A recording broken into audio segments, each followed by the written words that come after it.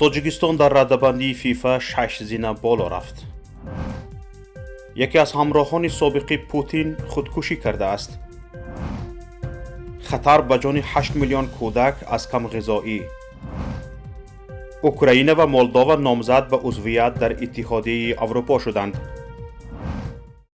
در رده‌بندی نوی فدراسیون بین المللی اسوسیاسیون های فوتبال فیفا موقع منتخب ملی فوتبال تاجیکستان 6 زینه بهتر شد. تحت رهبری متخصص خرواتی پیتر میگرد تیم ملی از زینه 114 تا زینه 108 جهید. طوری فدراسیون فوتبال جمهوری خبر می‌دهد موقع دسته بنابر هنرنمایی موفقانه در مرحله انتخابی گروهی در جام آسیا بهتر شده است.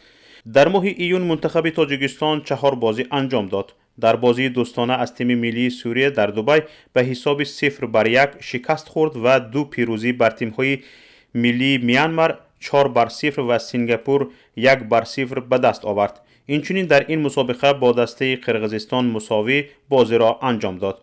گفته بشود میانی دسته های قاره آسیا تیم ملی تاجیکستان در زینه 20 قرار دارد. نتیجه بهترین منتخب تاجیکستان در تمام تاریخش در فهرست فیفا جای 106 در ماه ایون سال 2013 و نتیجه بدترینش جای 180 در سال 2003 می باشد. صندوق کودکان سازمان ملل متحد یونیسف در گزارش خود اعلام کرده است که جان حدود 8 میلیون کودکی تا سن 5 ساله به علت غذای سری ندیدن در خطر است.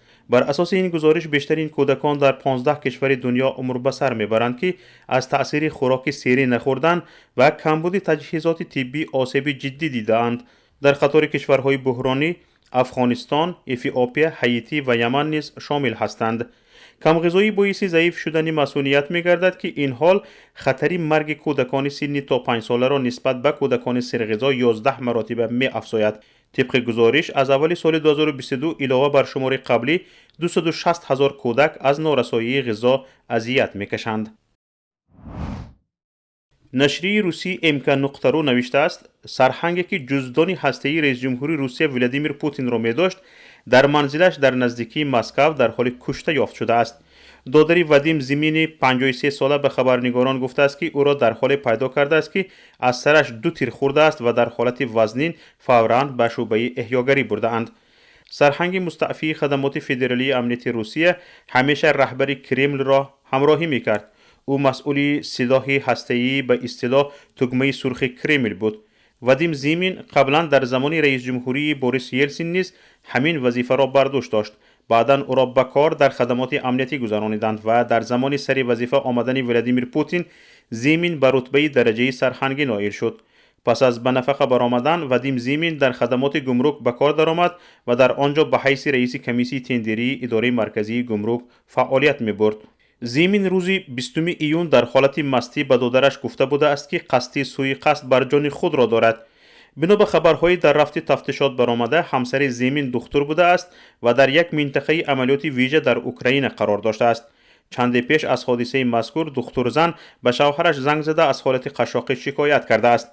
پالکوونیک مستعفی از سبب از دست دادن وظیفه درآمد و احوال کنونی همسرش در بند افسردگی قرار داشته است.